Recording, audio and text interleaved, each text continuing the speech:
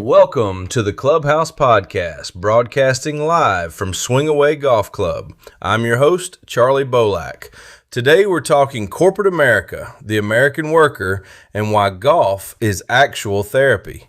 Let's get into it. Hey, good morning, swingers. Charley Bolak here, live at Swing Away Golf Club. This is a Clubhouse Podcast. Thank you for being here. We're going to jump right on into it today. A couple of updates. Could you call it an update? I don't know. Just kids growing up, and it's a strange feeling. My oldest Leo, he'll always be with us. He's had some medical ailments, and seeing the progress that he makes day to day is incredible in its own right. But with the neurotypical kids, Teddy's just advancing so fast that I had no idea that he would pick things up this quick and become a little person that fast. And it's been a pleasure to watch and a pleasure to participate in. He's just so much fun. Trying to think of a specific instance that just the way he mimics the things that Anna and I say and then can turn them around into a conversation it's incredible. Let's see. His little brother, Frank, on the other hand, highly mobile now, and that has presented challenges in and of themselves. He's got the ability, I'm pretty sure, to crawl at this point, but he likes army crawling because he's gotten pretty good at it and he's pretty fast. Used to, you could contain him in an area of a room, and then it grew to maybe a room.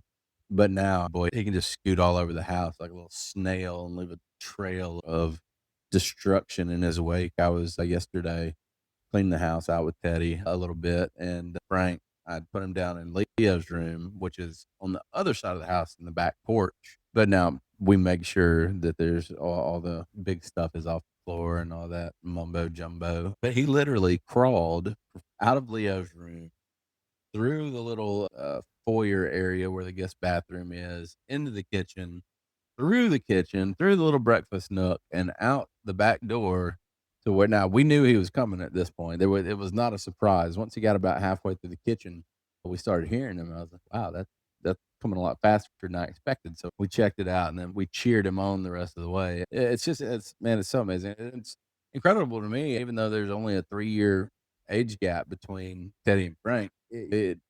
You almost forget some of the cute things they did, the milestones in between everything else that you've got going on. It's been neat to kind of rewatch and relearn all the baby things. I will not be one of those dads that misses having a baby in the house. Love my kids. Glad I did it. Don't regret anything. Don't want any more. Plain and simple. No questions asked. If we did have another one, it would be an oops. Let's see. All right. So one of the things I've been thinking about, and whether or not I was going to bring it up on the show, and I do think I will go ahead, and it has to do with just the corporate world in general, but more specifically the specific industry I was in.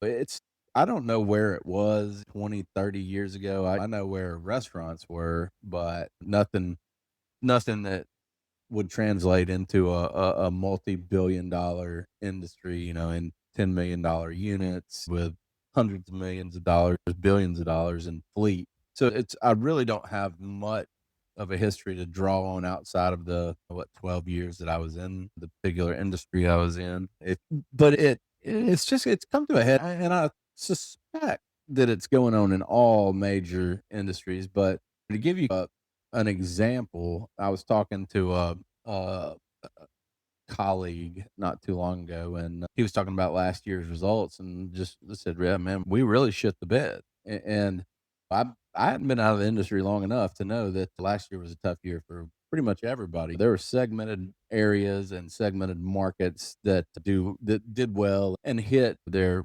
overly exaggerated growth projections. The fact that this corporation was able to twist the facts of business to make this poor fella feel like he had personally done a bad job, when if I had to guess, and judging from some conversations he and I have had, and without saying, you're looking at the numbers, you can tease out a pretty good understanding of where somebody's at and why they have these feelings. So to me, he outperformed the market, right? And to me, that needs to be the judging stick. How have you performed with your local market, against your local market, in your local market? And it's not happening. They're saying this branch in Houston grew at 180%. Why can't everybody else do that? It's local economies, it's competition. There's just so many factors that go into it, and the fact that they were able to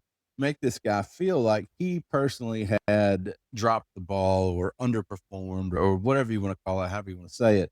That's disgusting to me. It really is, because I personally know this jerk works very hard and he's very competent. So I just don't see how he could have messed anything up, right? And that's in times of lower revenue, there are handles you can pull, levers you can pull to soften the blow a little bit, but there's nothing you can do to grow in a stagnant market without doing other things that are going to cut profit, right? So yeah, if you're looking at growth in fleet utilization hours, yeah, I can cut the prices. I can go put everything I've got on rent. But what does that do to my overall numbers? It brings them down, right? Because I've gone out of that zone of comfort, that zone that I'm built to perform in.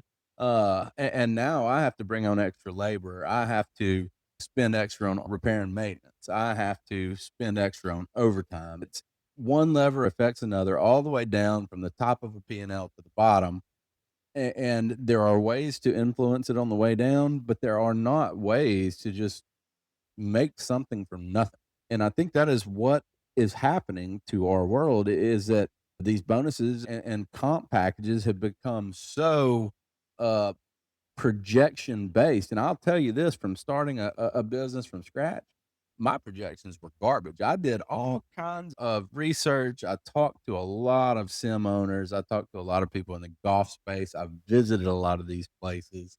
And I really thought I had put together with a team of experts, right? We have the small business DC, the small business development, whatever it is, then go into a government lending and SBA bank that helped me put everything together in an even tighter package. For this many eyes to have been on something, and these are stakeholders' eyes now, and these are people that are going to be affected by the success of this loan package or business or whatever you want to call it, and it's a very imperfect science, right? And when you tie everything to front end numbers, right? Hey, you have to grow 12%, be it revenue, be it whatever it may be. When it's a set target and it's not measured off industry peers, meaning your close competition, right? It does not matter to you what a branch in Seattle, Washington did. Now, if you're bonusing off the overall performance of your business unit or your company, then yeah, that makes a big difference. But if everything's segmented, and in my industry is broken down into regions, into districts, and they tied comp to each smaller part of the whole. But what they didn't do is get a little bit more granular and say, okay, this is what the Alabama market did. This is what the Tennessee did. This is what they're looking at it as. What did the Eastern United States do? What did the Western United States do? And I think when you do that, it becomes unfair to the employee, because you end up with situations like this colleague of mine, where he truly feels like he has done a bad job or has underperformed at his job, when everything I can see, at least, and everything I have gleaned from the people I've talked to, and people that have an understanding of the industry as a whole, probably a much better understanding than I do, as a matter of fact, will off camera and off the record agree with you. But when you when the eyes are on them, no, they have to toe the corporate line, or else they find themselves out of work. This is going to be a kind of a series I'm going to talk about, is where I think corporate America has kind of gotten off the rails, and where the American worker has kind of given up a little bit of their bargaining power to these big corporations that provide, I guess you could call it, safety. Back in the day, it was when you were generally worried about an employer not being able to pay your salary. That just, and I know it happens these days still, but there's a much better vetting process. If you're going to go work for somebody, you have the ability to find out more about them now today than you ever had in the past. But people think, oh, I'm just so happy to have a job, then I'm not going to bet this guy. I don't care. He made me the best offer. The best offer on paper is not always the best offer for your life. This is something I'm going to talk about because I think this is a particular, call it skill set, if you will, or just experience that I have that not everybody does. And if a couple people could improve the position of their lives by negotiating or by even opening their eyes to what's being done to them, and maybe even helping work out a strategy to get some of that power back, I think that's just a win-win for everybody. And trust me, even the investors and the upper management, the higher tier of the corporate guys, you get them one on one, they understand this, they know this, they've felt this their whole careers.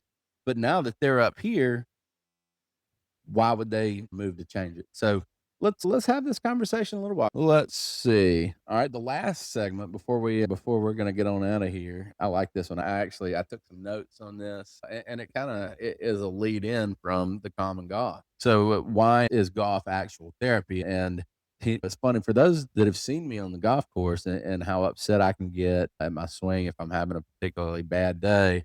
I think they would think, hey, how is this therapy for you? You seem so angry. But you know, it's a chance for me. First of all, it's exercise, right? And then personal time. As a guy from a household where both spouses work quite a bit, three young boys, personal time is a luxury we just don't get very often. So when I do get a chance, be it on the golf course, hell, be it on a long car ride, I consider that personal time, as long as I'm not taking work phone calls or anything like that, to just take a step back, have a mental health check in. Hey, how am I doing? What's going on? And that kind of led me to develop a theory I have, that the ISS, the Internal Satisfaction Survey, and it's probably been done before. It's probably a thing. There's probably a name for it. That's not what the name I came up for, but it's something that I've really been working on this year in particular. And it's just a way to look back and say, hey, what am I doing that makes me happy? What am I doing that makes me unhappy? How can I do more of one and less of the other? Because to be the best husband and father, I've got to be the best version of myself. And I don't think I've been doing a great job of that in the last couple years. Just work gets to you, family life gets to you. You get a little bit down on yourself. You get a little bit down on situations, and you wake up one morning, "Hey, I'm out of touch." This is the kind of stuff that will keep you in touch. You might stray out of line a little bit from time to time, but if you have something that can center you, that can ground you, that can bring you back to that center line, it's just going to benefit you. That to me is why golf is actual therapy. It's exercise, it's personal time, it's a mental health check in, and it's an internal satisfaction survey. Hey, what am I doing that makes me happy? What am I doing that makes me unhappy? How do we fix it? How do we, minimize one, maximize the other, and make sure that I'm bringing the best version of myself to those I love and those who love me. Guys, that's going to do it for today. Today's episode of the Clubhouse. We appreciate everyone who tuned in, jumped in, hung out live from Swing Away Golf Club. Clips are going to be dropping all week. You haven't seen Swing Away You haven't been by Swing Away lately. Come on, see us, man. Give me a call. It plays with your emotions. You go 3 months slow, you start getting really worried. Then you have 2 months or a month where you're just so busy you don't know how to catch up, and then to just turn that faucet up. Man, I tell you what, it is a tough way to. It's tough on your emotions, but it's a blast. We're having fun. Anna's loving it. Kids are loving it. Every time Teddy comes out of here, I got to drag him, kicking and screaming, to get it back in the car. So thank you all for checking in, for listening. Come by and see us. Give me a shout. Check in and take